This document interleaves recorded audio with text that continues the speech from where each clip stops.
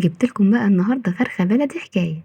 شايفين جمالها ولا ريحتها؟ تحفة بجد. يلا بقى معايا فرخة كبيرة كده مغسولة بدقيق وملح وليمون ومنقوعة نص ساعة. هنتبلها بملح وفلفل اسود من بره ومن جوه كده بايدينا زي ما انتوا شايفين كده. وبعد كده هنكتفها من تحت كده من رجليها. خلاص. حلة بقى على النار هنحط فيها الفرخة. هنحط بقى الكبدة والأنثى والرقبة كده. وبعد كده نحط معايا 3 بصلات، بصلتين صغيرين وبصلة كبيرة وطماطمية كبيرة. هنقطعهم ونحطهم عليها. معايا ورقة لورا كده نقطعها نصين عشان تطلع الريحة، فلفل اسود وملح، مش عايزة اكتر من كده. اول ما تتشوح نبدأ نقلبها على الناحية التانية. التشويحة دي بتخلي العصارة تنزل بتاعة الطماطم والبصل مع الفراخ، بتدي طعم تحفة بجد.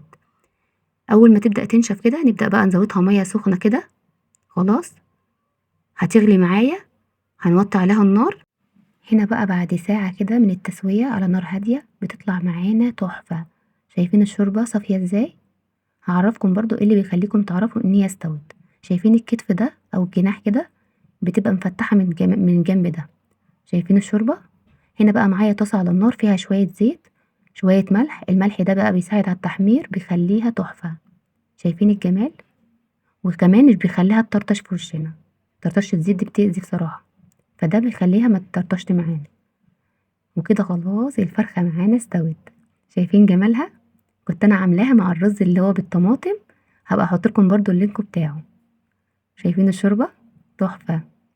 وكده خلاص خلصنا. انا اسماء الحمامسي، لايك وشير، مع السلامة.